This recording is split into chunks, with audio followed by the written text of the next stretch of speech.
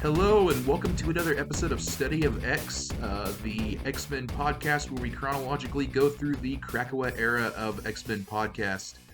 My name is Tim. I am your host. Joining me is Chris and Sergio. This week we'll be covering X-Force issue 1 and Fallen Angels issue 1. Bit of a darker set of issues after Yeah. our, gone are the bright color palettes. Yeah, gone are the bright color palettes and also the more optimistic views on everything. Everything is pretty bad in these two issues in terms of the outlook from people. X-Force has a parental advisory label on the cover, and yep. Yep, and that is very much on purpose, as we're gonna see. Yep. So we're in the edgy episode. Yes. Yes. It's time to steal some candy from babies. And I don't know. Let's go into X-Force, I guess. Yeah, as we jump in here to X-Force number 1, Hunting Ground. This is written by Benjamin Percy. It was originally released in November of 2019. And as we open here, we are at a secret society of assumed to be humans, all here to discuss the new geopolitical landscape that the mutant nation has brought in.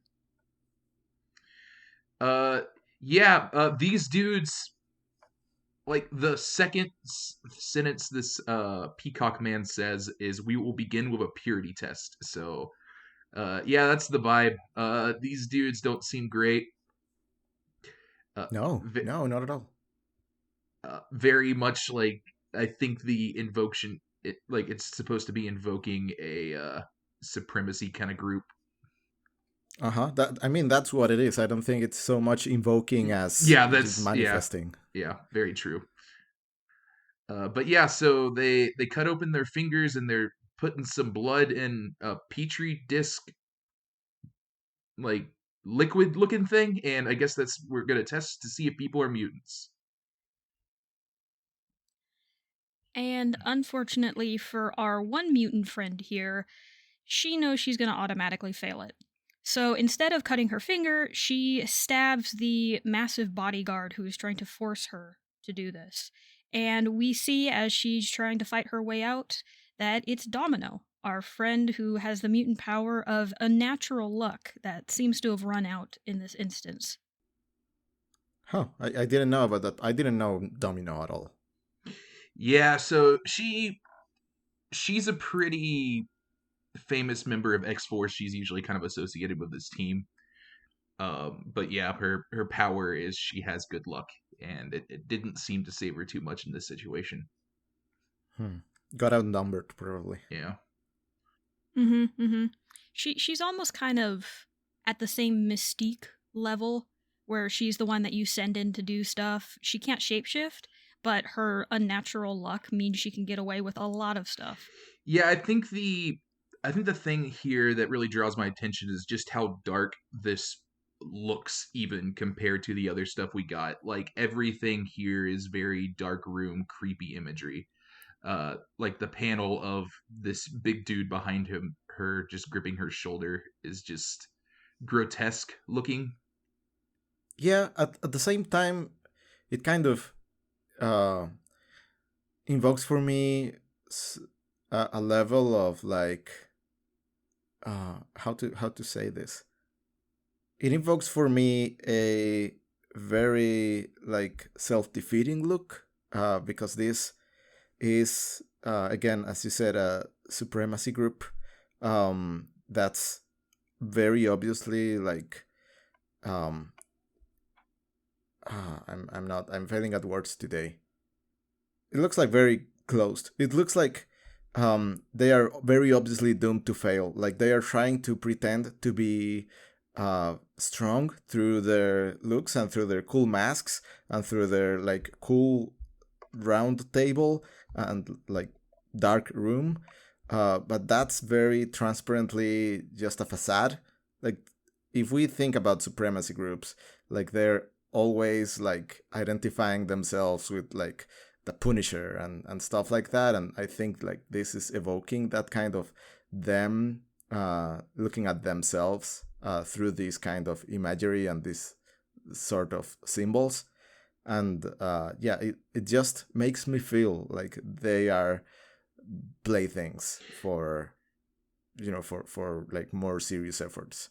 Yeah, like it's a bunch of dudes standing around in like mask. It's not very. It feels very try-hardy. It is, yes.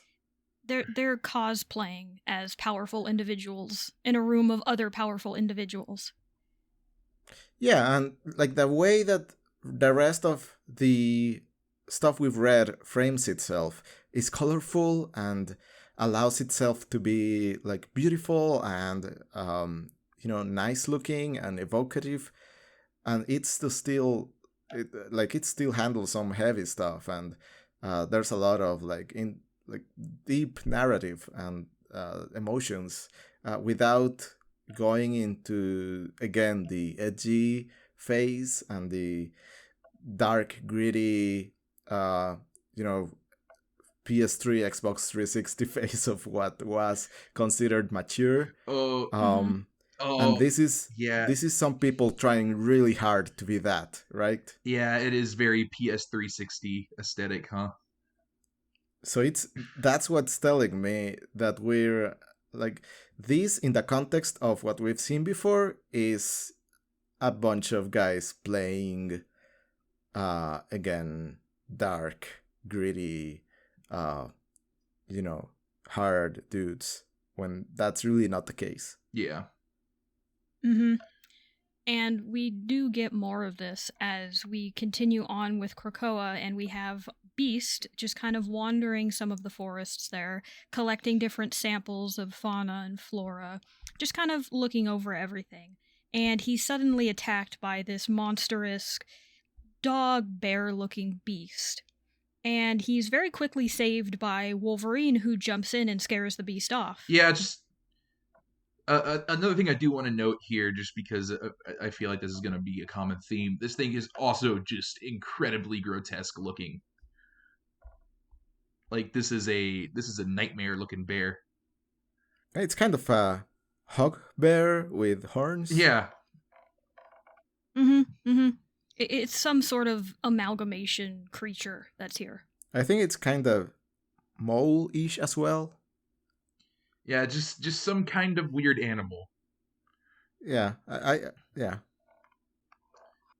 And continuing to play off of the visual theme that's going on here with darker colors and darker color palettes, Wolverine essentially tells Beast that he shouldn't be so soft and complacent in this paradise because that thing could have killed him. Where Beast fires back that, well, it is of Krakoa and Krakoa wouldn't hurt us, so there's no reason to be suspicious or paranoid as Wolverine is being. Yeah. Yeah. We've seen animals before in Krakoa, but they're like very incidental and small, like birds and rodents and stuff like that, which I assume, just because Krakoa exists on Earth, it's eventually like influenced and inhabited by animals. But Krakoa didn't bring any animals with itself, did it? There were no native species to Krakoa. Yeah, that's kind of what I'm gathering here. So it seems like this is an unusual thing to be on the island. Right. But also considering it is a living island, I would assume it knows everything that is living there. So it is at least allowing this creature to be there. Yeah, we kind of get an idea into Wolverine's mindset here, where he says, "When you're safe, you're soft." So Wolverine is very much trying to kind of go against the grain here, while Beast kind of wanted to study this animal. Which is a bit unfortunate from the Wolverine that we did see in House of Powers. There's that one shot of him kind of playing with the mutant kids, and he's smiling and laughing and obviously having a really good time. But then we get here, and he's become almost more disillusioned with the idea of paradise, which in some cases I think it's justified, especially for him. He's been through a lot. He has seen what people do to mutants, but this is also a very pessimistic, kind of edgy take on, we can't be safe here. It's paradise, but if we do that, then we'll get attacked, kind of a thing. I'm going to assume this is before Kitty got his shopping list. Yeah, he's just grumpy. So he was. Oh, you know what? Yeah. I'm okay with that too. He's just kind of grumpy and on withdrawal from all of his stuff. Yeah. Yeah, he's just hangry. Yeah, we'll just we'll assume there's a time skip before she ends up showing up in this issue. Mm-hmm. You're not you without your pomade. Yeah. And now we get a very quick data page here of the security features of Krakoa. Essentially, what it says here is a individual known as Black Tom Cassidy can talk with the flora and fauna of Krakoa and can detect anything that comes within the air or through the sea. I love the term plant intelligence. I don't know. It's just kind of good. So yeah, he's pretty much using just plants to detect people. I think we have mentioned this, but this is I believe Banshee's cousin or brother. He's related to. Yes, this is Banshee's cousin. Banshee, we've seen a little bit of. He's a mutant that pops up a lot in the comics, not so much in anything outside of the comics, but he's around a lot, so this is his cousin. This guy is also good friends with Juggernaut, who we do not see here, but that is a thing. Mm-hmm. Yeah. Go ahead, Sergio. No, I was just gonna say what we've basically got here is kind of a detection force field. Like, it's not going to stop anyone, but at least it rings the bell whenever someone's around. Yeah. Mm-hmm. It just tells them when someone's coming in or not. Yeah. And we're going to see this immediately as we have Black Tom kind of interconnected with the Krakoan system, and he's being told that something is coming in from the ocean that doesn't belong. And he quickly goes over there and sees that Kitty Pryde and her Marauders have a boat where they're transporting a handful of mutants that they've saved. Oh, another neat feature that we didn't mention of the atmospheric detection stuff is that it's like when something passes through the field, it phosphoresces, so you can tell the shape of the thing that went through and can get an approximation of how big it is, which I think is a neat feature. I hope to see it used to a big effect eventually. Yeah.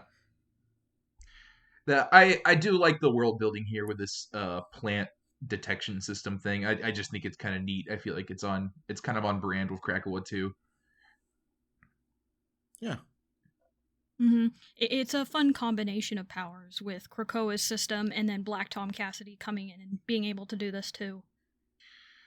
But there does seem to be a bit of a disconnect going on as Black Tom is talking to somebody and asking who's coming in, because he says he's detected that something doesn't belong on the boat. And we see that Jean Grey flies in very dramatically. And they kind of go on and inspect what's going on there, because Black Tom is saying something doesn't belong. Jean's saying something is a little bit off, but she can't tell what it is. Yeah, so it's revealed here that Jean's who he's been talking to the whole time. A very small detail that I like is they're still calling her Kitty. Like they don't know she's changed her name or wants to be called something else yet. Colossus is in bad shape, by the way. Yeah, we see on the ship that it seemingly just came from Russia, again, to save a bunch of mutants, and that chemical weapons were used against them, and Colossus is doing really rough despite being able to turn himself into metal. It looks like part of his thigh is ripped up, a bunch of his shirt is missing. He's not doing too hot. So yeah, Jean Grey kind of picks up that the ship is filled with pain, and that's kind of what the issue is, where like I think what doesn't belong on the island. And then we also, on the next page, we get from the desk of Professor Charles Xavier with the response to non-treaty nations. Yes. And that's this is a fun one, actually. I kind of like it. This is some CIA shit. Yeah. So we have the official response to non-treaty nations, and then we also have the unofficial response. So the official response is very smiles and happy, and we know you're not going to accept us, but we're still going to try and talk to you and help you out. We might have some indirect measures like tariffs from the US and China going towards you, but, eventually over time you'll be friends with us. And then you have the unofficial response, which says, we're going to have the Hellfire Trading Company control the black market for medicine to still get them in there, and also going to use, propaganda to influence your people to make you want to work with us. Yeah, like they have in here mutant operative cells will work to undermine the current administration. Like they're straight up like they're going to try to overthrow governments to get people that support them in those positions instead. Like this is we've got the like plant and air-based intelligence, and now we've got like full-blown CIA stuff. well, like this is straight up just like colonialism, like US go fuck over a third world country deal. It's not great. Yeah, there's the official response which he posted to his Twitter, and then the unofficial response which he posted to his private Twitter account. Yeah, only some people have access to that. Yeah, we don't let everyone see that one. Yeah, I do think it's very funny to have that text here as if it was something that he disseminated like through back channels. It is really funny to think about because it is written in such a way that this would be weird to read officially posted anywhere. So I would love to know the context of where this is supposed to be. The desk of Professor Charles Xavier, obviously. I don't know what that means. Yeah, I also don't know what that means. Was this a bulletin going out to like the other members of the council? Like, yeah, it's very odd. It still plays into the theme that this issue is going for so far, which is, yeah, you have paradise, but not everything is that good about it. So I see what they're going for. It's just a little funny in the context of the world. And then we get a couple of pages here at an international airport where some people make eye contact with one another very suspiciously and get aboard a plane. And before we can really figure out what that's about, we get to Xavier and Sage talking to each other. And they talk about how Domino has been missing for a week, and nobody can actually find her. So, yeah, I'm gathering from this is the Domino thing was something that she was sent on. Like, that is a mission from the council. Right. Yeah, I'm gathering that as well. Or at least it was Xavier's mission. I don't know if it was everybody else's. But it did seem like she was there on official business. But Xavier is a busy man, so he gets through a Krakoan portal all the way to Sokovia, where there is a nice photo op and political meeting going on because they have finally decided to accept Krakoan amnesty and accept Krakoa as a nation. Yeah. Yeah. Sokovia of MCU fame. Yeah, it's... is there something in his drink here? Is that what... Yes? Is that what we're implying, that they did something to the drink? I feel like that doesn't really come into effect with the rest of the issue. I also don't think it does, but I think that's the implication. Because there is 2 panels here where it focuses on him drinking champagne, and it does look like there's something in it.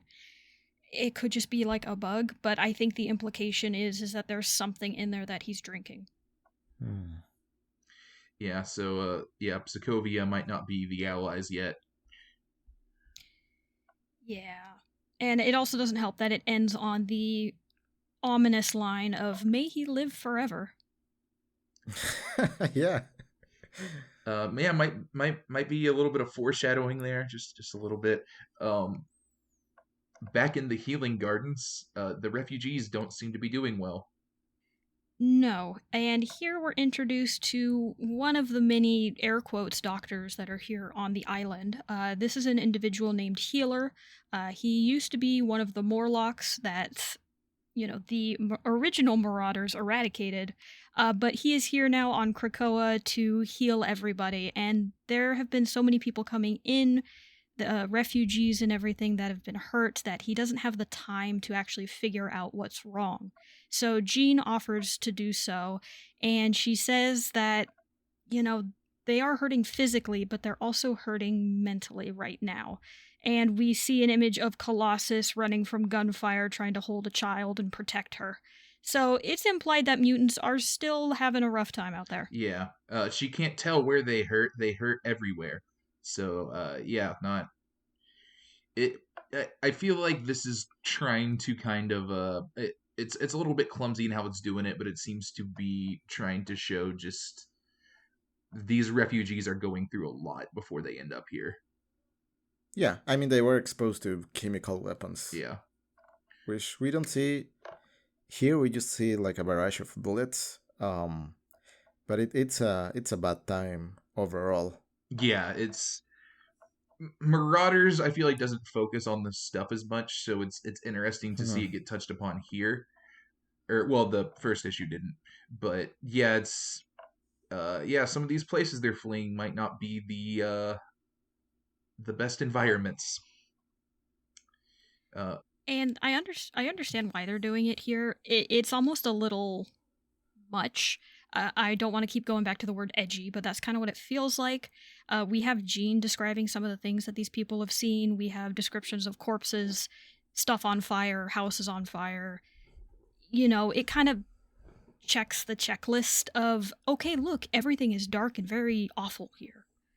So it's a little rough, at least for me. Yeah, it's Yeah, no, I think it's also a little bit clumsy in that it seems all over the place. Like I don't see what thread this is advancing other than, you know, the edge for edge's sake. Yeah, I'm not really sure either. Like this again, having countries commit atrocities against their own people isn't unheard of. It's probably too common, unfortunately. But I don't know if they're really saying much with it here. Other than going against the grain of the other comics that we've read so far, which are a lot more positive, at least. Yeah. But yeah, meanwhile, on a plane. Things aren't going too well, as it seems like one of the pilots is a secret agent, as well as a couple of the passengers on here. It's kind of unclear as to how everybody is knocked out. Everybody on the plane who is not a secret agent is summarily knocked unconscious. And these secret agents all get together, put on some tactical gear, turn off the transponder of the plane, and then jump out of it at 60,000 feet all the way down to Krakoa.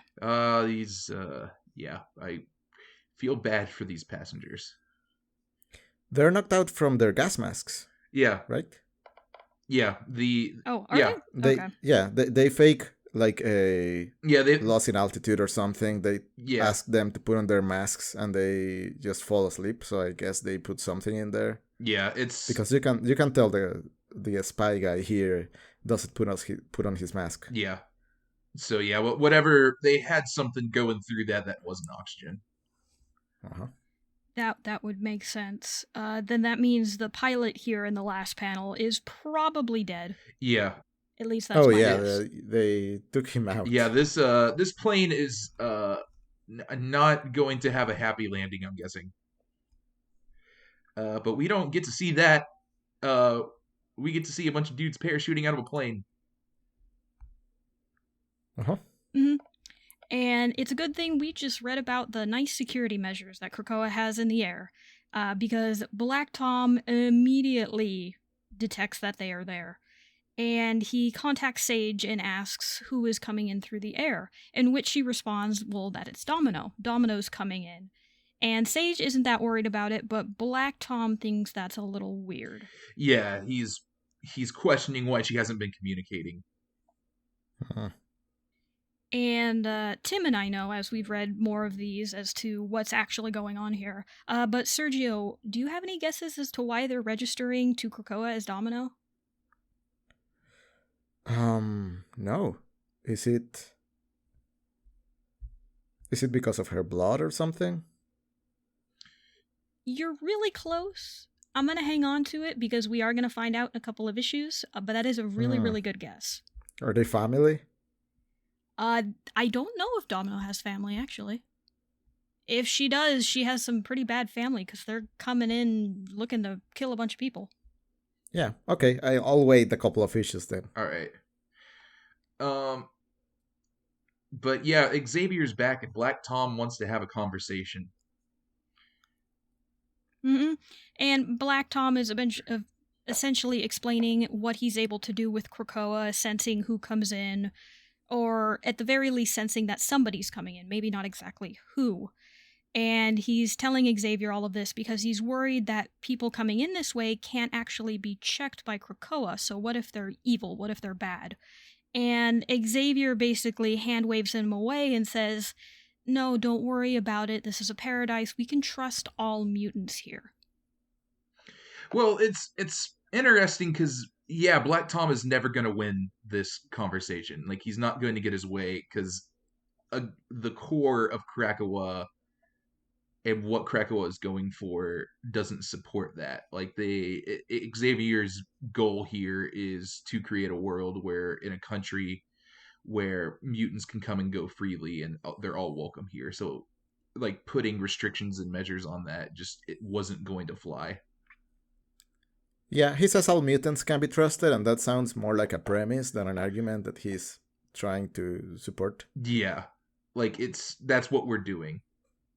Yeah. It's a very interesting line coming from him, considering he, Magneto, and Moira are lying to everybody and haven't told the truth. And on top of the fact that he doesn't trust Sinister and a couple other people on the council.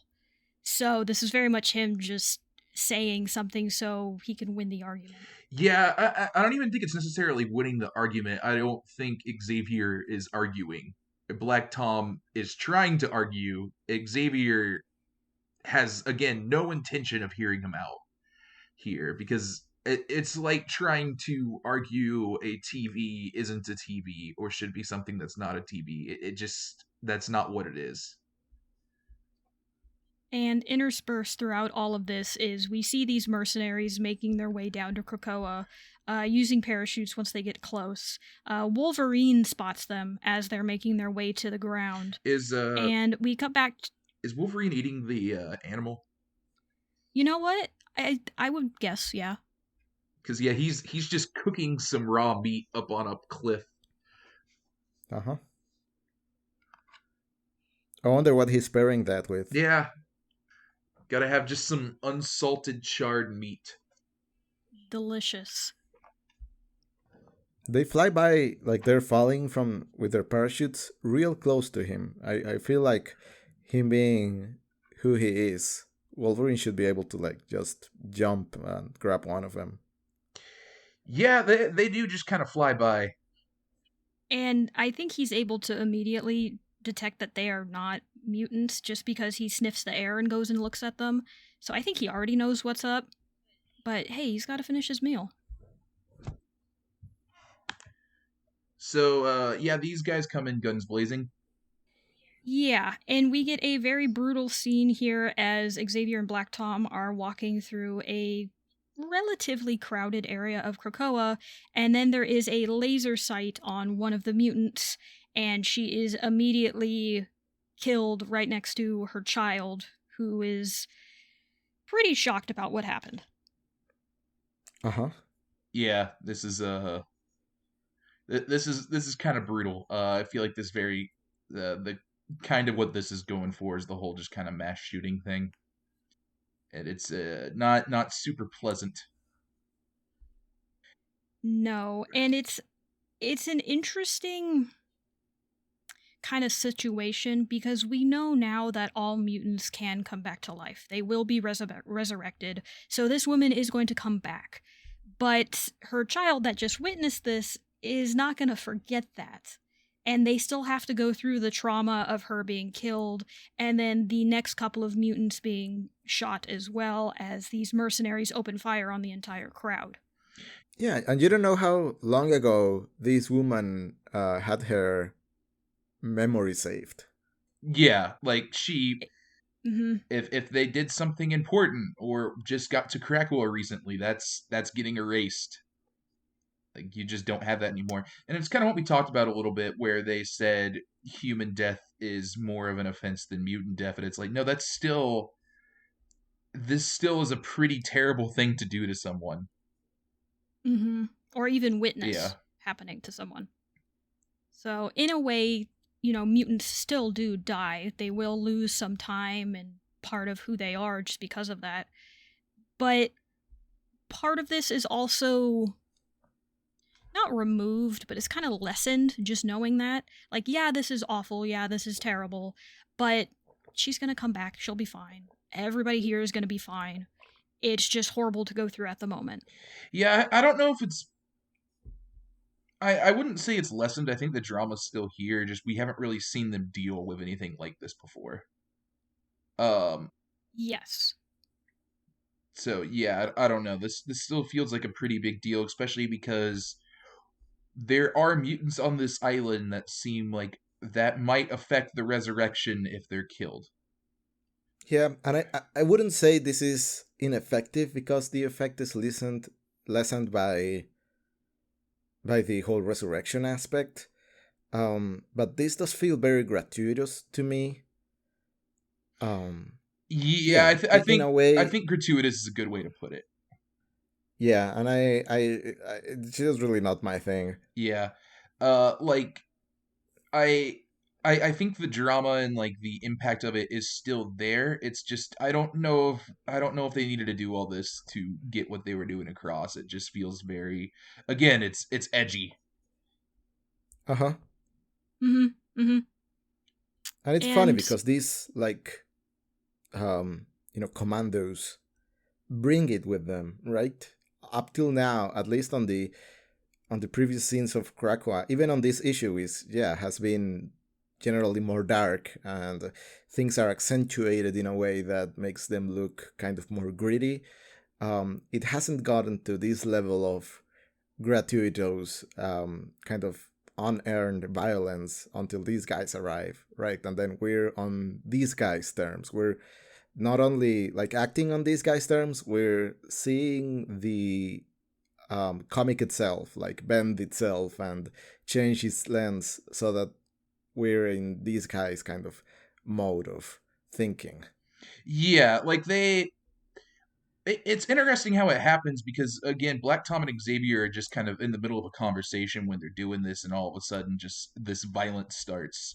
But yeah, the mutants are just no longer in control of any of this. Mm-hmm. And I do think that's intentional, and I would give props to the writer for this, because everything building up to this point now makes sense. Where the mutants, yes, Krakoa is a fortress and a safe haven for them, they're not fully prepared for it to be attacked.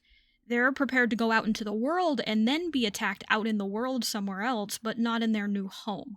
And I think that's the point that's being driven here.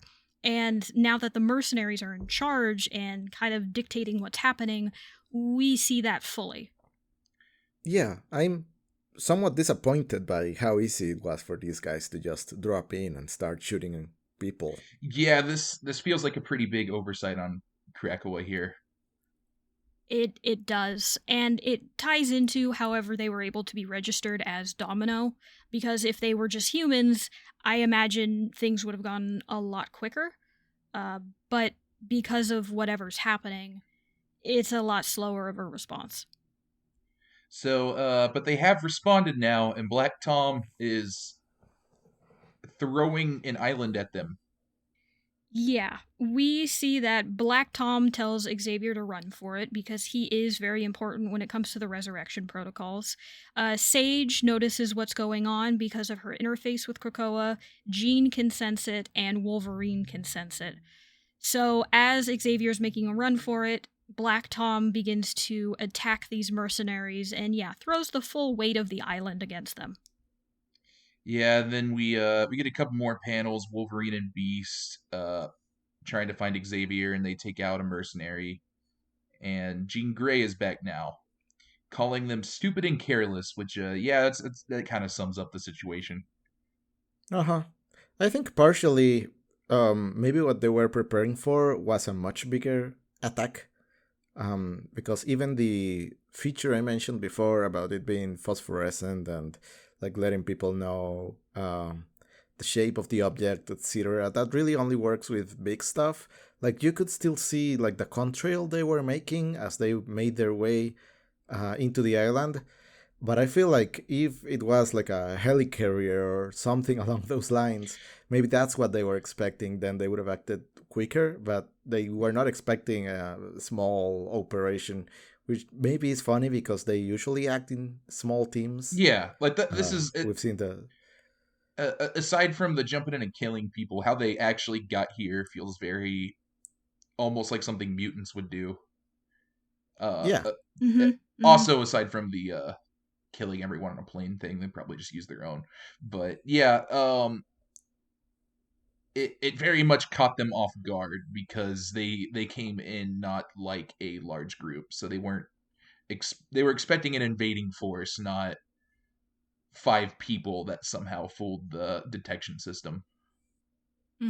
And even one of the mercenaries says this, because as he's shooting Black Tom, he says, "Your anger and surprise, I just don't understand it. Did you really not see this coming? Did you really think we weren't going to fight back?" The next panel after this, I do think it's kind of fun. The 3 characters coming here are Beast, Jean Grey, and Wolverine, which are approaching Charles. These are all former X-Men, and were all kind of took place, like all kind of see Charles as almost a father figure. So when the mercenary that catches Xavier blows his head off, they're not happy. And it actually takes Beast physically restraining Logan from killing the mercenary to get him to stop doing that, because they do need somebody to question as to what happened and why. So yeah, we get a blood-drenched Wolverine and then a shot of Xavier's cerebral helmet with a hole through it on the ground. And yeah, this last few panels with Wolverine's like bloody fist, very very bloody, and then he's like red eyes. Yeah. Again, he's completely covered in blood. Are again very gratuitous, but they do feel right. Yeah, like it is the exact kind of emotion that I would expect Wolverine to feel watching this happen. And again, I do feel like this kind of calls into flux a little bit, the whole resurrection thing, because what do they do when Xavier's out? I know they kind of talked about other mutants being able to kind of do what Xavier does, but I don't know if they've tried that yet. So we are going to have a test of the failsafe to see if it even works.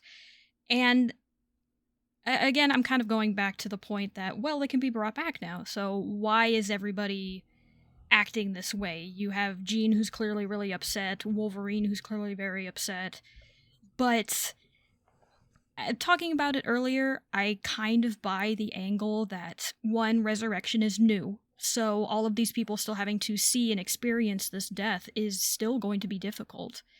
And again, we also have the failsafe that we don't know actually if it works or not. So Xavier dying here is kind of a big test of the system that they're all really, really optimistic about. Yeah, like they just aren't sure if that's going to work or not. So like that he might be gone permanently, and they were just kind of they were there for it. Yeah, I think this is like still weighty. I don't think that resurrection being a mechanic that's in play necessarily like negates completely any feeling of loss or frustration that they might have. Like even like allowing this to occur, like something that would have been so easily prevented if they weren't so careless, is enough reason for them to be frustrated. Like they just realized they're in a position where it's easy for someone else to just capture their flag. Yeah, like this is a traumatic situation they just went through, regardless if he can come back to life or not. Like that's still someone that you love and care about that just got shot in front of you. Yeah. And I would agree with that. Again, this is one of those issues where talking about it has kind of made me more positive on it a little bit. Not to say I didn't like this issue. I do think it's good. It's just such a departure from what we've seen so far, where it is more colorful and optimistic and happy, and people are exploring this new space. And then we get here in X-Force, it's more edgy. It is about paranoia and all the people that are trying to kill and murder them in horrific ways. And it's just a darker take on this Krakoan future that we now have. Yeah, and like don't get me wrong here. I still think this is gratuitous, and I don't know if they had to go this far to be able to make the point they were trying to make here. But there is stuff in this that is effective. Yeah, I don't know if I would say I like it.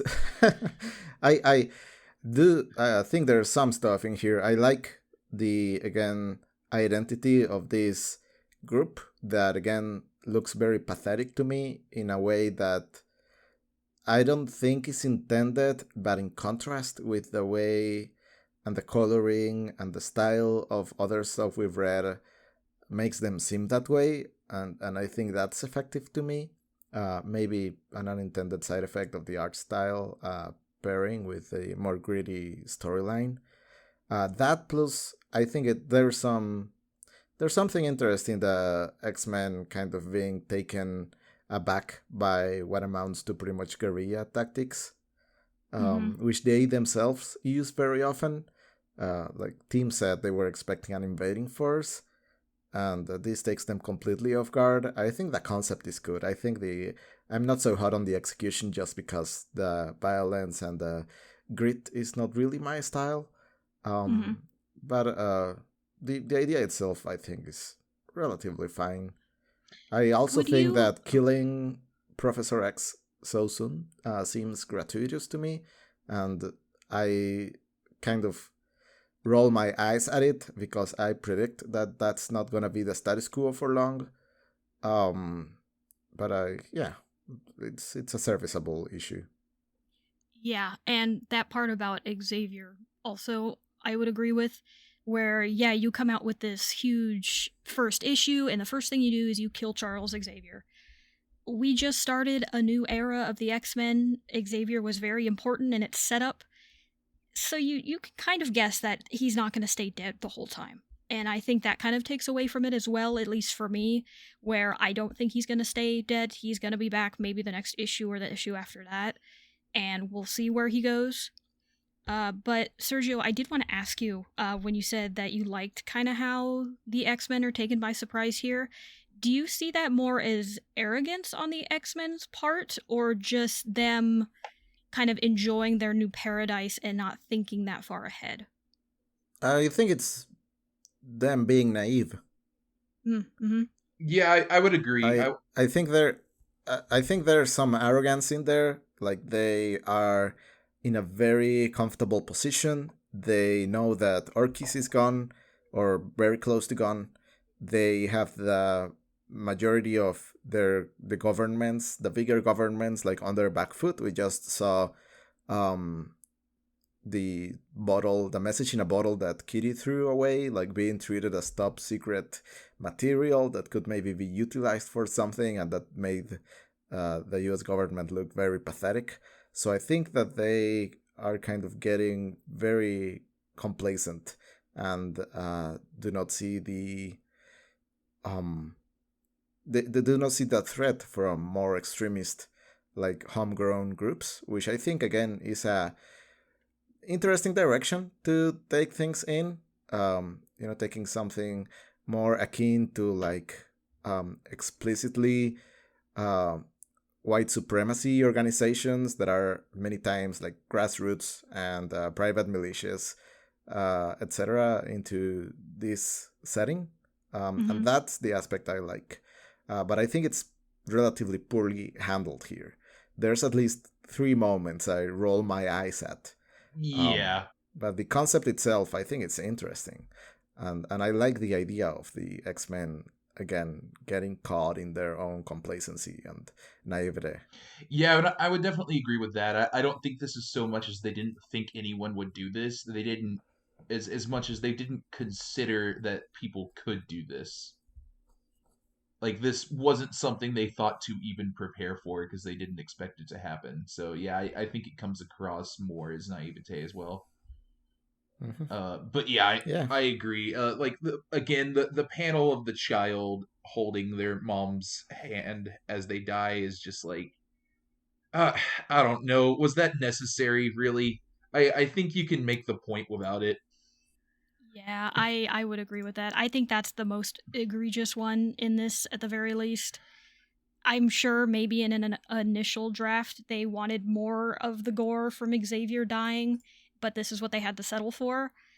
But yeah, I would agree that it's a bit much. It's shock for the shock value.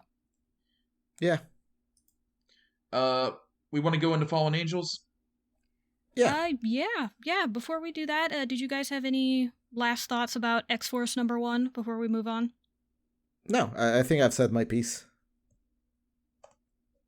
Yeah, that's about what I got too. All right. Well, continuing on with Fallen Angels #1, Bushido. It's written by Brian Edward Hill and is released in November of 2019. And before I go on with any more of this, Sergio, I have to know, and you can use one word or three words. How would you describe this issue? I didn't realize this issue was named Bushido, and that, yeah, it's a good title for what this is. Yeah. Hold on. Hold Yeah. on 1 second. I'm going to just play something real quick. Just give me about 10 seconds. Okay. Quanon. Okay, that's how you say it. All right. Okay. Quanon. Okay, because I also was pretty sure I was pronouncing that wrong, so that's good to know. Okay, so we are going to journey into Fallen Angels #1.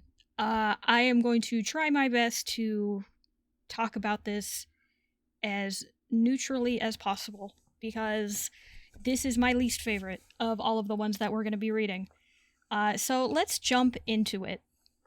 We open here in Japan as we see a small girl with a butterfly tattoo on her neck Wait. put on some sort of device on her neck. We're missing something, Chris. Give us the writer and the title. No, I already got Oh, you that. did? Yeah, we did get that title. Okay, never mind. I missed it. Sorry. I think I was googling. No, that's okay. So we're in Serial Experiments Lane, and this girl put something in her, like, to the side of her forehead. Yeah. Yes. And as soon as she does that, her eyes go black and they kind of ooze this black substance. She is able to break a metal bar off of a train and uses it to beat people with. And then she breaks into the conductor's space, grabs hold of the train's controls, and crashes the train. Uh-huh. During all this, you also have a narration from Quanon, talking about how that is the goddess of mercy and that's her name but not her way, and she was robbed of her own body and her identity, but still there's still someone she cares about, and I think it seems like a daughter. Might even seem like this person. Uh-huh. Mm-hmm. And she speaks about how she hopes her daughter lives a better life than she did, that she is a product of love, that she will never come to harm, or anything like that. But that doesn't seem to matter, because she's just going to crash this train and likely kill every single person on board. Yes. That is something that happens. I feel like this panel, when she breaks the metal bar in the train with her hair pulled back, so that the entirety of her forehead is visible. I don't know why that is very reminiscent of Tetsuo from Akira. I feel like this is an intended callback. Oh yeah, I could see that. She's definitely got like the whole like Tetsuo 5 head thing going on too. Yeah. Yeah. I think that's a very directed reference. Yeah. You know what? I sure hope so, because, like Tim said, she's got a 5-head going on, and it's rough. Uh-huh. Kind of like X-Force, this is also a comic that it has more darker colors in it. Everything uses a lot of black, dark blues. There's a lot of shadows. Nothing is very bright here. And also, I would argue to say the art is kind of rough in a lot of spaces. We're going to talk about that more as we go on. But the faces are a little rough, as are the proportions going on, especially in that scene where she kind of breaks the metal bar in the train. Her hands are really, really small there compared to her face. It's Yeah, weird. they almost make her look like a doll. Yeah. Reading this again, my impression was I do think there's good stuff in this art. I think a lot of the backgrounds and just objects look pretty good. It's just any time a person's drawn. Yeah, I would agree with that too. Because the backgrounds are nice for the ones that do show up. There's a lot of focuses on faces in this one, but the background pieces are good. I would agree with that. Yeah, like on our panel where we get Krakoa here, like there's this panel of like this flower blooming, and then you get this butterfly. Like it's a pretty looking panel. Yeah, I do like the framing with the Yeah, flowers. yeah, the flowers everywhere. Yeah, Mm-hmm. This issue does have a lot of fun with its frames. We have back at the train, the frames are very not like a sketchy style, but like a rough sketch, kind of purple lines instead of the traditional black lines. And then when we get here to our next couple of ones on Krakoa, we have Gwen on here as she is talking about this paradise, and now it's more of like a tree and flower motif. So there's some fun stuff going on. yeah. Yeah, I can appreciate all of those flourishes.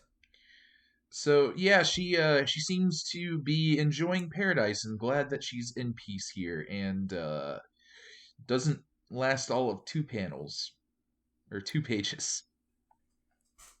Nope, because as she is peacefully reflecting on this place, something or someone takes over her mind and tells her that her new enemy is something called Apoth. It is a god amongst men, and that she needs to leave the comfort of what Xavier built and go and hunt down this creature. That this creature has already taken something very dear from her, and that she should begin her investigation at the train in Tokyo. So I don't really like the voice they're using for like any of this. And I think this kind of is my issue with it. Like there's just some stuff in here that's just like, what are you talking about? Like the voice is talking to Psylocke, telling her to look into Apoth and he's a god and whatnot. And there's just some random. I get the point they're trying to make, but was talking about Abraham and like the voice of truth and like placing the child on the slab, like is this necessary really? And I don't know, it just seems flowery for no reason. Yeah, I would agree with that, because you could have the contrast of any of the other writers that we've had so far, where, especially Hickman in particular, where he does take sometimes a more mythical or biblical approach to the way he writes dialogue, but it kind of flows together in a way that makes sense. Whereas with this character, at the very least, it doesn't. This character basically comes in, tells her, you need to kill a god, and then says, don't ask who I am, just listen to what I'm telling you. And for some reason, Psylocke does actually listen to that, doesn't question, and instead decides that, yes, I have to go do this. Yeah, like it's them trying to essentially say they're God too, I'm guessing is what the Abraham thing is going for, but it just feels so clumsy. Yeah, what it feels to me is rushed. I don't think it's so clumsy as they're trying to set up things so they have more space for the rest of the issue. But it might, end up not making a good impression. Yeah. Yeah, I would agree with that. And we see where Psylocke goes immediately after this. She goes to the House of M, where Magneto is, sitting upon his very odd and kind of nice looking throne. But his house is now very, very dark, and there's only one source of light. Do you think Magneto was just sitting here before this meeting? You know, I can see him not doing that, but the second he knows somebody's coming to see him, he would absolutely sit in the throne and wait. He's got like a single beam of light shining down on him. Mm-hmm. Everything else is in very deep, dark shadow. Even he is, but you don't see much of the background at all, especially in the panels where Quanon and Magneto are now talking to each other here. Yeah, and we also get here kind of more of this identity thing and trying to kind of reclaim that. Quanon wants to be called Psylocke. Braddock had my body. I am keeping this name. Mm-hmm. Which I'm all for her. She does have to reclaim her identity and who she is, and hey, take the name if she wants it. It's frankly a very, very good name. But we then get some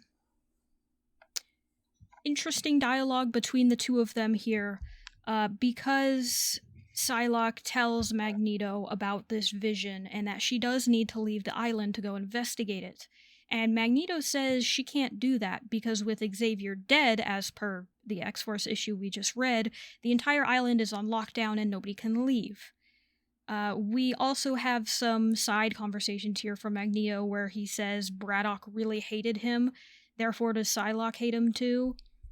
And I don't know, it's just, I see what they're doing to get the plot to move along, but I do think it's just very clumsy and awkward throughout this whole conversation. Yeah, it's like, you know this isn't her. Like, why? Come on, man.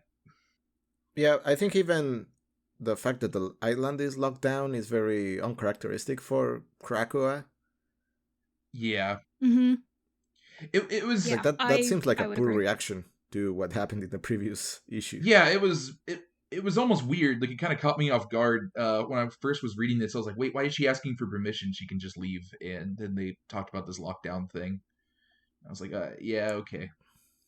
But yeah, I wonder if the lockdown stuff is going to come up in future issues, or if it's just being deployed here as an excuse for her to talk to Magneto and have this back and forth, which is very unproductive. I will agree. This is a really unnecessary conversation. Yeah, talk about a meeting that could have been a mini email. Yeah, like we could have just had this be a data page. Yeah, Magneto just says go see Sinister. Yeah, talk to your mom. Yeah. Mm-hmm. Ask her. Yeah. Yeah, so I will say I do like this bit here where he's like, I can't officially help you leave the island, but you should go talk to Sinister. And don't worry about it because in my grief over Xavier, I forget things sometimes. I do like that, actually, that little bit of dialogue there. I think it's fun. But I would agree that this could have been a data page. So yeah, we get. Yeah, it just helps nothing. This feels like it's response to needing to assert quantum individuality over Braddock, but it's it's kind of having her at the mercy of Magneto, who sends her to another guy who she needs to ask permission of. I don't like it. Yeah. I also don't, and as we go through the issue, I get the impression from Psylocke here that she's not the kind of person that would really ask for permission to do things. I feel like she would just do them. So it's a weird stance for the character. I can see her needing help getting off the island if they wanted to go that route, but so far it doesn't sound like that's the case. Yeah. Yeah. But we go to Bar Sinister, which is also on Krakoa. What was the island called that we found Sinister first at? I think that was also... that was also Bar Sinister. So he likes to reuse his names. Oh, it's a franchise. Yeah. Yes. Although this one is far less impressive and it's just kind of a small little weird home. He appears to be standing in a double helix, though. Like, that's kind of fun. Mm-hmm. Yeah, there was also a double helix motif going on in Magneto's room, although it was a little bit more subdued. Yes, it was. And similar to Magneto's House of M, here at Bar Sinister, everything is apparently cast in eternal darkness and shadows, as we get a tiny glimpse of what's in the background, but mostly faces and the characters are the forefront here, and we don't see a lot outside of that. It's gonna hurt your eyes, man. Just Magneto and Sinister need to invest in lamps. They really I bet do, Krakoa could just honestly. make those, honestly. Like, just I don't know why you're in the dark. Yeah, I mean, it does look sinister and threatening, but I don't think anyone but Sinister needs that. I don't think Magneto needs that. He can just sit on his throne and look very menacing. Yeah, so far I think the New Mutants have a better interior design kind of sense. Yeah, I 100%. would agree. They've got the house game on lock. But Psylocke meets with Sinister, and he pretty much immediately opens up with, well, Apoth sounds like a cool guy. I don't know why you would want to punish somebody for evolution. That sounds like a bad thing. Yeah, this conversation is interesting because it almost feels like a repeat. Psylocke says again, please call me Psylocke. And Sinister says, go talk to Magneto, which is, I don't know, kind of funny. It is. I think it's totally go talk to your mom and then go talk to your dad. Yeah, it's back and forth. Just, yeah, and then once Sinister learns that Magneto already gave her the go-ahead, he's like, oh, okay. Again, there's a bit in this conversation I really like Psylocke saying, you break the laws of nature all the time, why won't you help me break the law here? And Sinister fires back that nature has no law. And then he weirdly segues into asking Psylocke what it's like to kill somebody. It's very strange. I like Sinister. I'm trying to prevent an apocalypse as a response to it, though. Yes, and then his immediate fire back of, Apocalypse is a blue man with a very bad temper. But yeah, so she says something about killing made me realize that life only matters when we choose to make it matter. I don't know, whatever. But yeah, Psylocke likes to kill people quickly. I think once we get this panel, it's probably one of the most egregious in terms of faces. Yeah. I mean, the last page is just a scattershot of 9 panels of mostly eyes and then Sinister's lips. I'm trying not to be as critical about the art on this one. Again, trying to come into this as neutral as I can be. But this issue's rough. Oh, no, I actually don't mind that page as much. It's the first panel on the next page is what I was kind of talking about. It's that as well. It's kind of the whole thing, but there's this feeling for the whole book with the kind of more abstracted backgrounds and no real focus on them. And then when we focus on the people, it's either small parts of them or the parts that we do see are very roughly drawn. It kind of feels like this entire thing was rushed and not given time. Like they didn't have time to do all the backgrounds. They didn't have time to touch up everything that they did draw. And then you also have the writing, which is just rough on top of all of that. Yeah, I don't know if it's all of it. Like, Sinister has a shot here that's not too far down where it looks decent. It's just, I don't know. The art does tend to have some doll face going on here. It looks kind of rotoscoped to me. Yeah. Like the kind of effect you see in A Scanner Darkly, where they kind of like painted over an actual photo of someone doing the poses. Right. It's weird. It kind of look like 3D models too at times. Yeah. Yes, I was going to point that out too. This feels like hey, we got a company to do a CGI anime for us and it's really rough kind of vibe to it, but in a comic book. Yeah, I can kind of see it. So, but Sinister does grant her passage to leave Krakoa, and that seems to be all she needed, was the thumbs up to be able to leave. Well, he says go find friends, which does seem to give her a little bit of pause here. Because this is actually relatively a new character.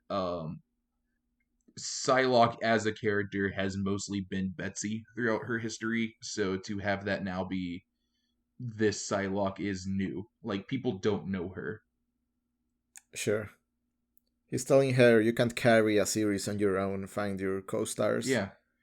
Mhm. Go get a team. Yeah, that's 100%. That's what he's saying. And once she has that piece of information and is going to listen to him again for some reason, we get the next panel here where it is in Japan set several years ago with a younger Psylocke as she is being trained to be an assassin. Yeah. Yep. This is very kind of like stuck Japanese assassin stuff. Yeah, like this. It's that. Mm-hmm.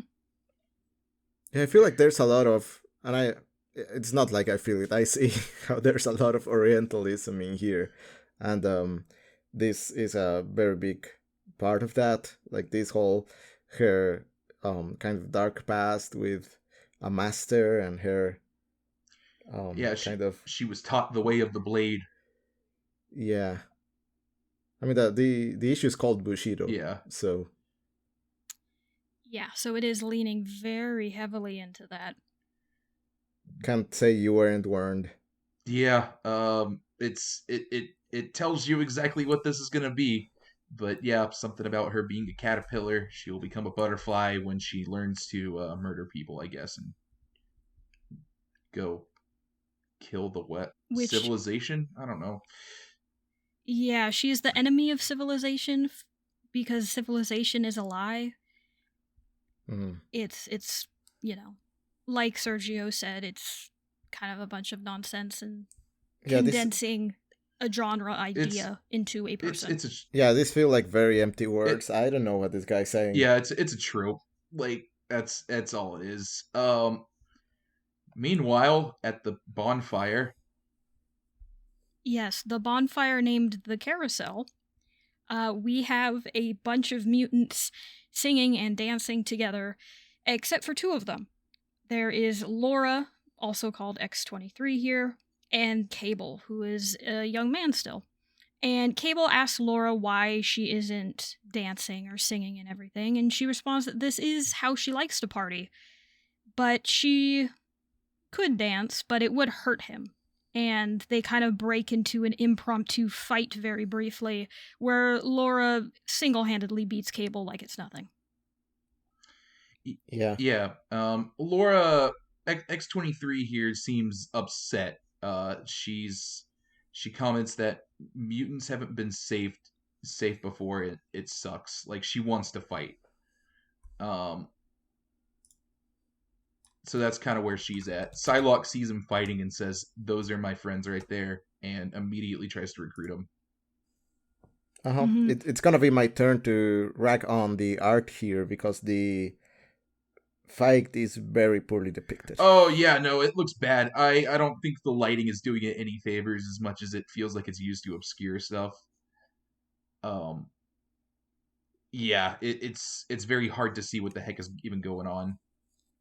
Yes, the panel where they are in front of the bonfire looks like a very bad like screenshot someone took mid-game of a fighting game. Yeah. Yeah. Just generic fighting poses for both of them. Uh-huh. Like that's she played Mortal Kombat and put the joystick down and hit the kick button. Yeah, it does not work at all for me. Yeah. This is a very forced fight in terms of how it's portrayed. Yeah, and I see what they're going for. They're trying to show that these two are standing out from everybody else who's partying and have a good time. You have these two mutants here who don't see it that way, who don't see it as paradise, and instead want to fight and not even fight to protect the safety of everybody, but almost to fight for the sake of fighting. Yeah. So yeah, I think what it's coming across, like what they're trying to do with it, like does make sense and does come across. It's just it doesn't look good. Um, Betsy Yeah. Betsy rolls up and tries to have a conversation. This doesn't. Psylocke says no. Mm-hmm. I've never seen somebody sandbagged so hard, but she is immediately shut down, and Psylocke just leaves. She does not want to have this conversation. It's kind of funny, but I think it's funny unintentionally.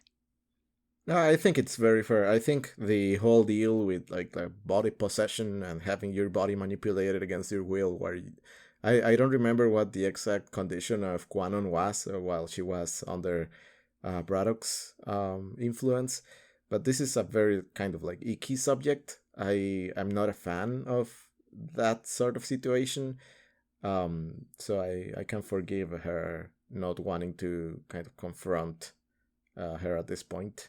Yeah, I believe she wasn't anywhere while she was in her body, which probably makes the whole thing very worse.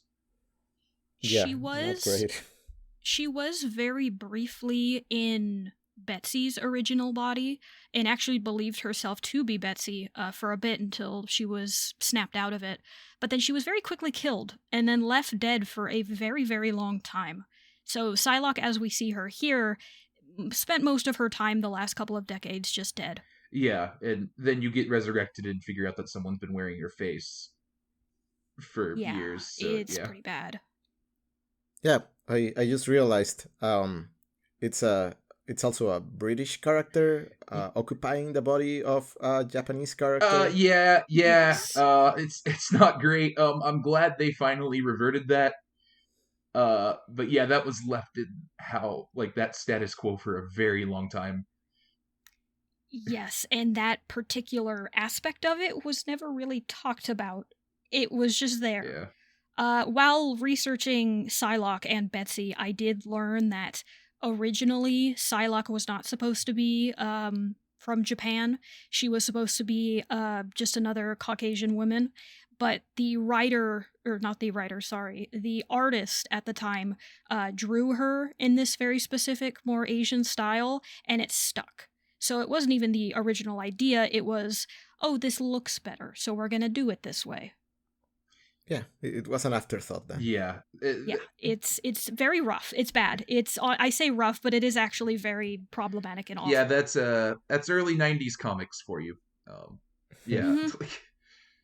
I think them leaving it for as long as they did is kind of inexcusable as well. But again, they did get around to changing it. So, but it is an aspect we now have to deal with.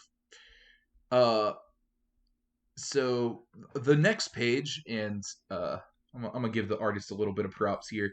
This panel of the reservoir looks good.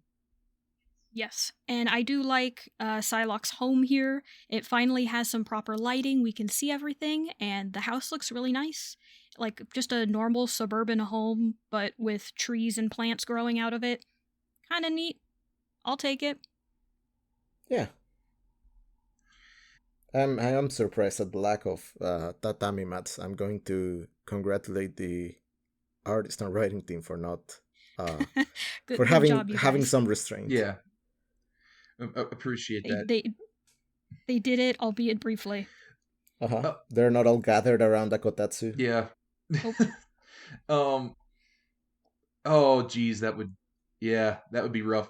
There's an interesting moment here where she gives a narration on what she thinks of Cable and X-23, and she says, "You're a soldier and you need a war to Lara, and you're a predator and you need to hunt to Cable."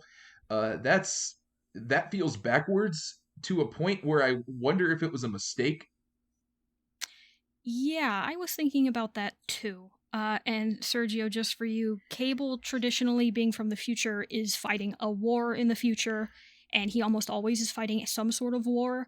Whereas Laura, being a clone of Wolverine, she is mostly depicted as a predator trying to hunt people down and kill them like Wolverine.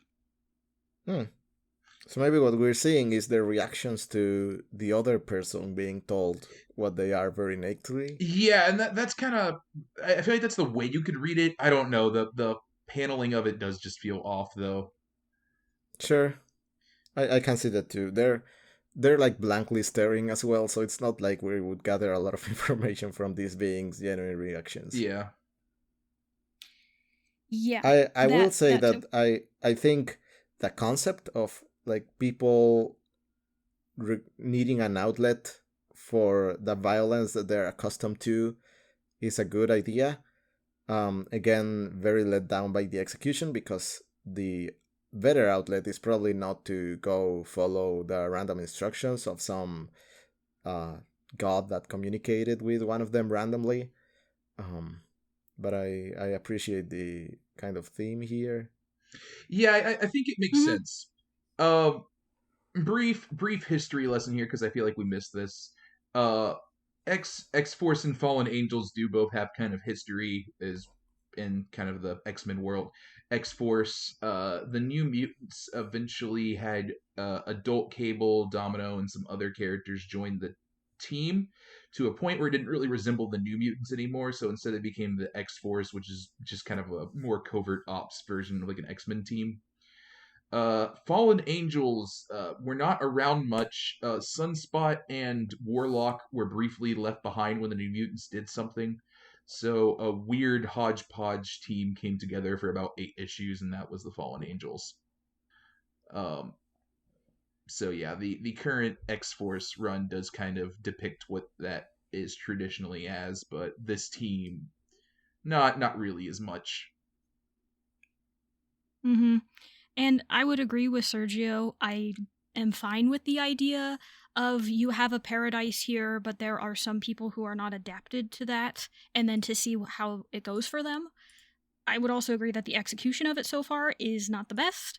I would love to see this same exact concept tackled in New Mutants with that writer, because I think that writer nailed the character interactions there, and I feel like that would help a lot right here if character interactions were a lot tighter. But we'll see what happens. Yeah, So after Psylocke tells them to their faces as what they are, Laura asks Psylocke to come outside and says that she and Psylocke should go, but Cable should be left behind because this is a place he deserves and a paradise he deserves. And Psylocke asks, "Well, Laura, what do you deserve instead?" And she says, "A life without Logan's shadow." Yeah, so something we should probably talk about a little bit here. I think this is kind of more tied into the taking a new identity thing that this run these kind of runs seem to be doing with Laura. So Laura before this had taken and accepted the role of Wolverine. And even when Wolverine came back, she was still kind of in that role. And the run before this, I think, had very much established that she was a equal to him and not necessarily in his shadow. Uh, I a lot of people had a problem with her going back to the X-23 thing, and I don't think that her reasoning here is very consistent with the way her character had developed recently. But I think the idea of that is more like an identity thing, like she is trying to reclaim the X-23 name. And when I first read this as well, when this first came out, I didn't really know anything about Laura. So coming into this and seeing her say, well, not say, but she is a clone of Wolverine and she really wants to work out from under his shadow. I'm like, okay, that's a fun plot point. That's a fun plot to follow. I'm interested in that. It's another one of the ideas that this comic throws out that while the execution isn't there, I think the idea is pretty good. Yeah, I don't think it's something that should have been done with the character, but I can see why someone would think that's a good idea. And again, I think it does tie into what the rest of the book seem to be kind of doing. Yeah, which is new beginnings, new identities, new figuring out who you are. Right. But I can definitely see if you'd been reading X-Men up to this and you have already seen Laura go through that and become who she is and confident in that, and then all of a sudden she regresses, I would be upset with that too. But Psylocke, again, just inexplicably takes someone else's advice, and she and Laura go to Tokyo, where she meets up with a friend and asks her about this Apoth character. Trinity's Her here. Yeah, Trinity is here with the same strange bodysuit going on. But her friend, air quote Trinity, says that Apoth is a rumor, a black market body modification person who has made this thing called overclock. And we learn that overclock is that same device that that child put on right at the start, where it stimulates the endorphin centers of your brain. But the downside is it can kill you, and when it does kill you, you want to kill everybody else around you. Kind of a big downside. Yeah, just a little bit. You know, yeah, just if it had the possibility to kill me, I don't know if I would do it. There is a comment here about someone overdoses on your product and all the junkies come knocking because you have the best stuff. Where I don't know if that's necessarily true, but yeah, no, I'm pretty sure this would be a big deterrent to anyone, yeah, junkies included. Yeah, like oh yeah, this person murdered a train. Mm-hmm. And the people on the train, but specifically the train itself. Yeah. But hey, you know what? Apoth, if they're real, is going to make a lot of money on it, apparently. So good for them?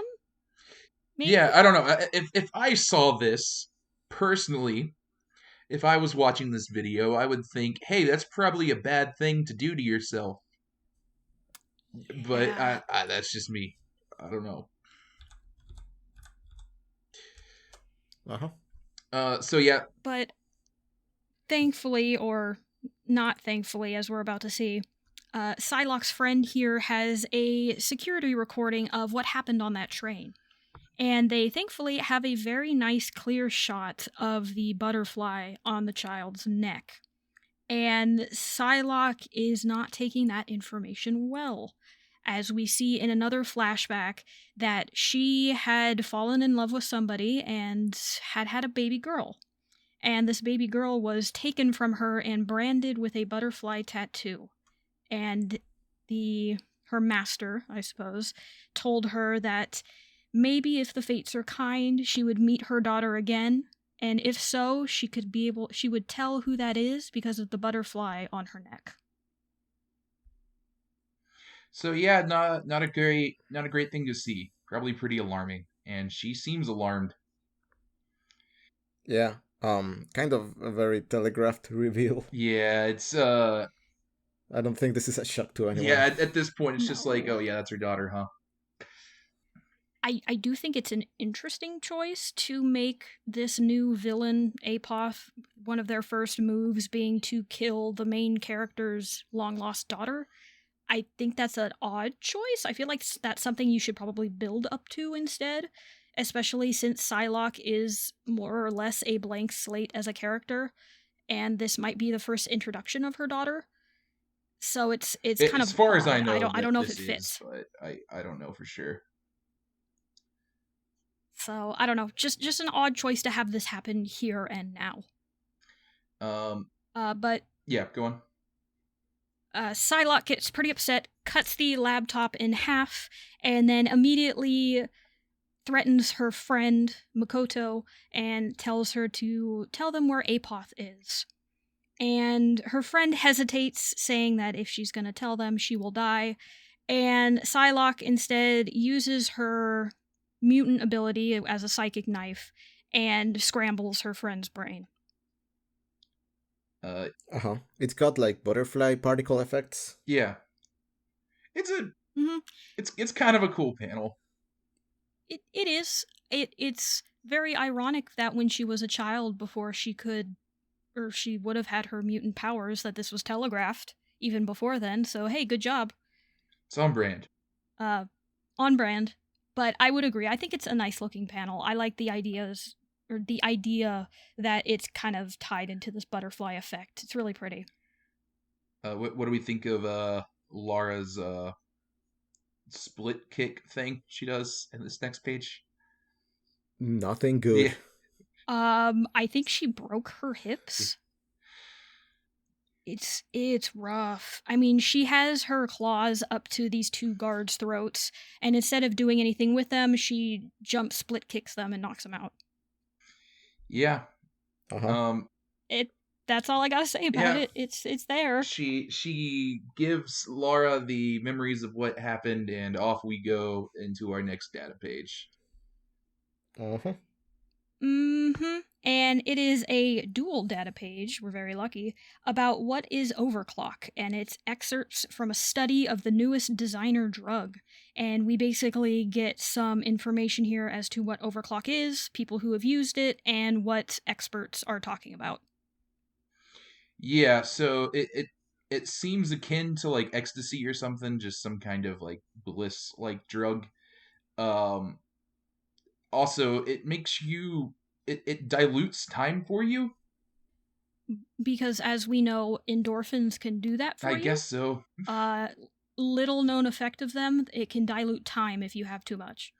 They also kind of go into a subculture in Japan with young men who feel isolated, who started doing overclock, I guess. Uh, I like that they specify the message board name that they're getting these hookups for as well.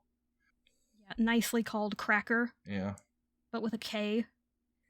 Yeah, So this reminds me most of all of like I said earlier in this issue, Serial Experiments Lane. I feel like whoever wrote this had recently watched that. Tell me about Serial Experiments Lane here. I don't. What's the connection that you're seeing? There's a lot of like a cult that is also like using illegal tech to like blur the lines between technology and like human like perception of things. Like it's not a direct reference, right? They're not doing exactly the same thing, but the kind of isolation theme and the way it's like talking about internet culture and having kind of like poorly understood trends that only some people are privy to because they have the means and the understanding, and they're like the equivalent of what a digital native would be nowadays. That series is really old. But I do see a connection here, kind of with the like technological aspect to this drug. Yeah, like it's interesting. You have like subcultures that have broken out from it for people that are, I'm guessing, extremely online. Um, and yeah, Yeah, I don't know. I I think there's also an element, especially with these data pages, of like the panic that accompanies every new like designer drugs that gets a name, like gets popular enough to get a name, and then we get like a Vice documentary and like people going crazy over like this new designer drug that's like making people go insane and have chunks of their flesh fall off their body. Yeah, like you Um, have this random senator from Republican from Wisconsin talking about how they're on the cusp of another drug war. uh huh. Yeah, yeah, I don't know. It is very evocative of that. I would agree. Yeah, like I remember when crocodile, I think, with the Russian drug was all the Mm-hmm. rage. I don't think it never got out of control or triggered a new, war epidemic. Sorry, drugs epidemic. Like everyone said it would. Yeah, it And this reminds me a lot of that. There's a little bit of me rolling my eyes at this, yeah. because whoever's writing it does buy into that vision of like drugs that make people kill and go on rampages and like destroy their body in exchange for a high, which is kind of like cringy. It's bath salts. Yeah. Yes. Mm-hmm. Yeah, it's back when there was like a couple months when we had to focus on Florida and people being on bath salts and turning into zombies, I guess was how they were kind of making it out almost. Oh, yes, I Uh-huh. do remember that. It's a heavy U.S. war on drugs, vision of what this is. Yeah, this is an interpretation of drugs that ignores the like material realities that are needed for them to come about and for them to spread, etc. They really need just an excuse for people to be going crazy and killing other people. Yeah. The drugs did and it. the drugs did it. And something also that's important to take away from this is there's one little bit that says whoever made this, because it's made using very common technology, is very, very smart in what they did. It's energy efficient, it is very complicated yet simple, so we get the view that Apoth is supposed to be a very, very intelligent character. And after we learn all of this, we are back to the outskirts of Tokyo, where Psylocke was able to find a location in Makoto's mind of where she should go next. And she immediately tells Laura that whoever is going to be at this location, she does not plan to let them out alive. But it's kind of immediately almost taken apart, because as she opens the barn that is here, there are a handful of children hooked up to overclock who are already bleeding black from their eyes, and they're not doing too hot. No. Yeah, and Psylocke says don't hurt them, and then most of them immediately die. This seems like bad business. Literally bad business. Who gave them these drugs so they would die? Yeah. Why? Why are you making a statement like this using kids? Yeah, I don't know, man. This doesn't seem efficient. No, not at all. I'm beginning to doubt how smart this man is. Yeah. So one of the kids is still alive and begins to talk to them and says that they are a speaker for Apoth. And Apoth says that because they have taken an interest in them, they are going to take an interest in the mutants. And if they want to be left alone, then leave Apoth alone. And then Apoth, again, just kills the child. So, yeah, we get another flashback panel. This time Psylocke is older. She seems to have finally mastered the blade. As her mentor tells her, "What do you need now that you are a butterfly?" And she responds, "Something worth killing." Yeah, I don't know. That's I don't know if that last line was as thought-provoking as that it was thought to be when it was written. It's just kind of like, oh, okay. Yeah, I would agree with that. If this was earlier, maybe around when Psylocke found out her daughter has been killed using this drug, maybe it would have been a little better. But I don't know why this is supposedly a revelation now that Apoth has killed yet more kids. It's very strange.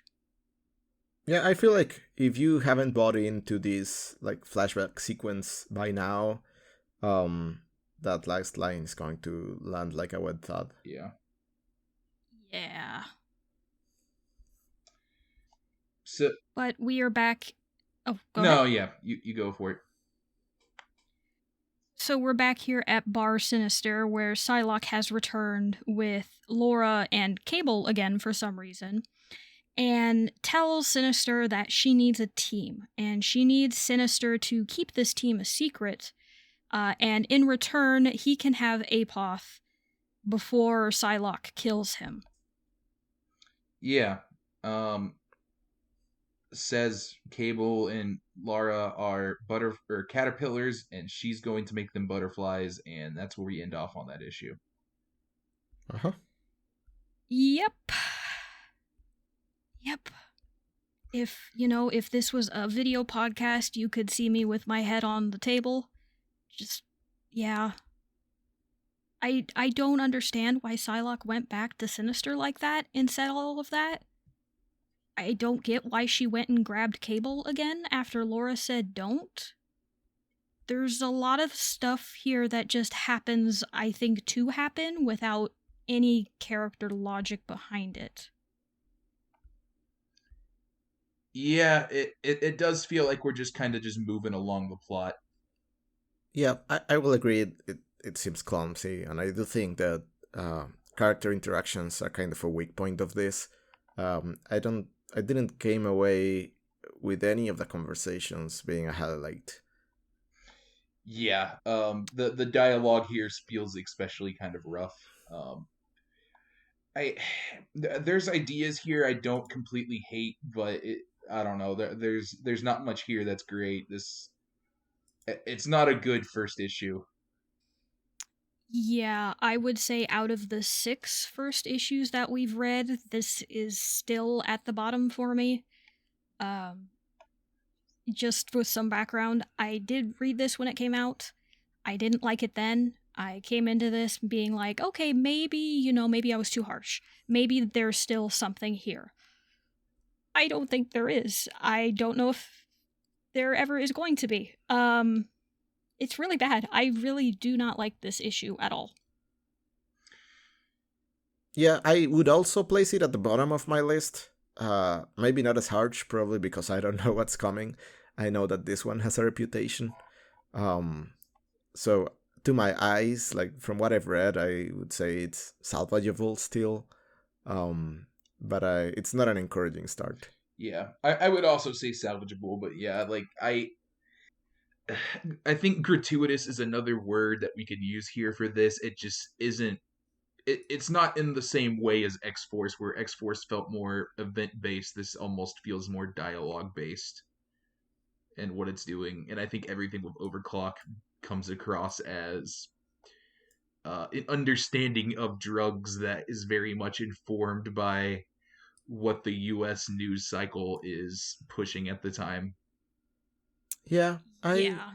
I think there's very little space to breathe also in most of its sections. Like her recruiting um Laura and Nathan, right? Right. Yes. Felt very forced. And like they got it over with really quickly and they transition to the next thing and they get like 2 pages of that and then they transition to the next thing and we have very little breathing room and the cuts are very abrupt. We're with Magneto, then we're with Sinister, then we're with at the bonfire, and it constantly breaks the flow in a way that is very jarring to me. So Yeah. it doesn't flow as well as the other stuff we've been reading. Right. Yeah. I would agree with that because while this is the same length as all the others, it's clocking in at about 39 pages. There's a lot of stuff that could have been covered that just wasn't. We don't know how Cable felt about being left behind.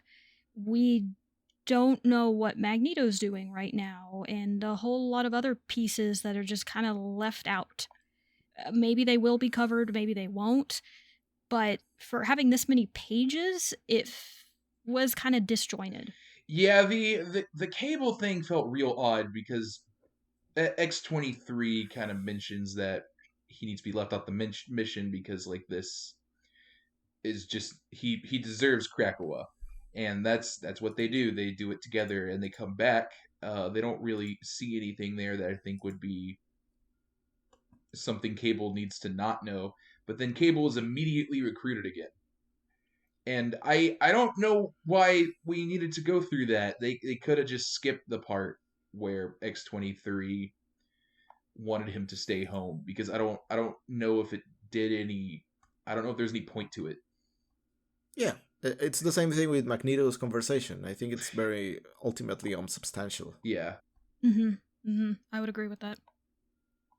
But yeah, those are my thoughts. I don't think we need to dwell on the bad stuff. Yeah, I would agree. And this is already one of our longer episodes. Yeah. I was gonna say, I'm looking at the time and I'm like, how did our episode with Fallen Angels be our longest one? How could we do this? Yeah, Why did we do this? Yeah, we should definitely start wrapping it up. So our next episode we're gonna be doing 3 next time in 2 weeks. So I believe those will be X-Men number 2, Marauders number 2, and Excalibur number 2. That is correct. We're going to see how having 3 issues per episode is going to go. If they run really long, we might cut it up again. We're just gonna play it by ear and see how that goes. Yeah, we might tinker with the format a little, but that's the plan for the foreseeable future. Yes. Mm-hmm. And before we wrap up here, Sergio, do you have anything in the Marvel Snap Corner? No, I didn't prepare anything for the Marvel Snap Corner. I promise to make up for it next time. Okay, but it's okay. I got you this time. Twitter helped me out. Nice. I actually have something for the Marvel Snap Corner. So I figured out today that there is now 1 player in Marvel Snap that has reached the end of the collection track. Apparently there is a level cap, and you can hit it, and after that you cannot open any more new cards. Nothing like that, because there's nothing else released. Wow. He's reached the end of the content pipeline. Mm-hmm. They're free. They are free. Good for You them. can stop playing now. But there's your Marvel Snap Corner for the day. There's one guy out there who played the game a whole lot. All right. Cool. So where can they find you guys? Well, if you would like to find us as a podcast, you can find us at Study of X on Twitter or at Study of X on Tumblr. If you are listening to this on one of the many podcast apps that are out there, it would be super helpful if you would leave a review for us, because we know that you love us. So if you could do that, that would be great and very helpful. Apple. If you have any questions, comments, jokes, anything like that you would like to submit to us, you can do that at studyofx@gmail.com, and we will hopefully read them here on the podcast and answer those questions for you. Please, if you are, please review us on Apple Podcast. I think those are good. Not sure why, but please do that. Also tell your friends about us. Why not? Yeah, tell your friends, tell your family, tell your coworkers, tell your doctor. Don't tell your X-Men hating friend. We don't want any of that. But do tell your mutant loving friend. And if you are looking for us individually, you can find me at Sonics on Twitter. It is SAWNEEKS. And Sergio, where could they find you? They can find me at Twitter or co-host at Fireblend, FIREBLEND. Yeah, and you can find me on Twitter at APOTH, APOTH.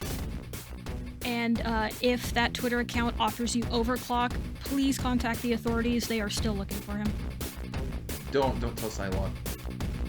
Yeah, don't tell Psylocke. That would be really bad, actually. All right, then. All right. Well, until next time, later, mutants. Bye.